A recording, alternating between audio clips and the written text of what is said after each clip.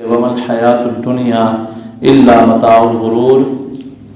آج بچے سے لے کر بڑے تک کا صرف مقصد دنیا دنیا اور دنیا بن چکا ہے۔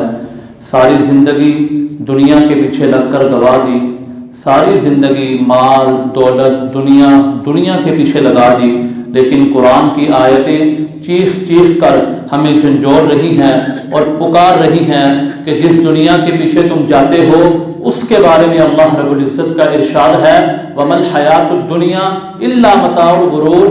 تم نے ساری زندگی دنیا دنیا دنیا کر کے گزار دی، لیکن قرآن کی آیتیں واضح طور پر بتلا رہی ہیں کہ دنیا کی زندگی صرف اور صرف دھوکے کا سامان ہے۔ اور ایک جگہ اور ارشاد فرمایا وَمَا الْحَيَاةُ الدُّنْيَا إِلَّا لَهْوٌ وَلَعِبٌ۔ دنیا کی زندگی نہیں ہے کچھ الا مگر صرف کھیل کود، یعنی وہ دنیا جس کے پیچھے لگ کر ہم نے ساری زندگی گزار دی، دولت مال کے پیچھے لگے رہے۔ اور قرآن کی آیت تو یہ کہہ رہی ہے کہ دنیا کی زندگی صرف دھوکے کا سامان ہے، دنیا کی زندگی صرف کھیل کود ہے۔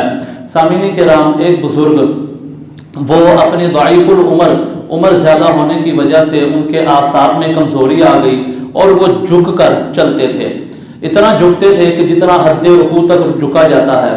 اب ایک نوجوان نے ان بزرگوں کو دیکھا اور بطور طنز اور تمسخر کہا کہ بزرگوں تم جھک کر کیا تلاش کر رہے ہو؟ اب واضح معلوم ہے کہ عمر رسیدہ شخص ہے، ضعیف العمر ہے، اعصاب میں کمزوری ہے، جس بنیاد پر وہ جھک کے چل رہا ہے، لیکن بطور تمسخر اور طنز کے طور پر اس نے بزرگوں کے مزاح کے طور پر کہا کہ بزرگوں جھک کر کیا تلاش کر رہے ہو؟ اور سخت جملہ تھا، جواب بھی سخت آنا چاہیے تھا، اینٹ کا جواب پتھر سے آنا چاہیے تھا، لیکن بزرگوں نے بردباری کا مظاہرہ کیا، صبر و تحمل کو اپنایا اور اس پر چوٹ کرتے ہوئے فرمایا کہ میں جھک کر جوانی تلاش کر رہا ہوں۔ اور یہ جملہ اس جو نوجوان کا سننا تھا کہ اس کی چیخیں نکل گئی اور کہا کہ کیا جوانی بھی تلاش کی جاتی ہے اور زمین پر کس طرح تلاش کی جاتی ہے؟ بزرگوں نے کہا کہ جوانی تو ایسی چیز ہے کہ ایک دفعہ چلی جائے دوبارہ ہاتھ نہیں آتی۔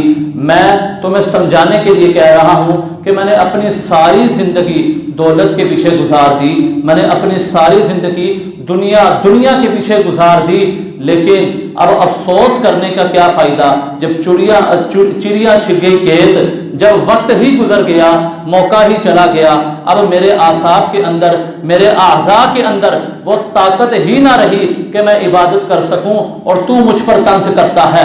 بزرگوں کی یہ نصیحت سننی تھی کہ اس کے احوال اور اس کے جذبات بدل گئے اور اس نے توبہ کی اور ان بزرگوں سے وعدہ کیا کہ آپ کی ان باتوں کی لاج رکھوں گا اور اللہ رب العزت کی عبادت کروں گا۔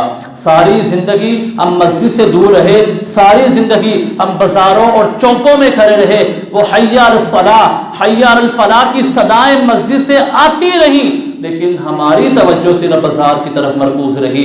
ہم نے ساری زندگی دنیا ہی کمائی، صرف دنیا ہی کمائی اور کچھ نہیں کیا۔ حضرت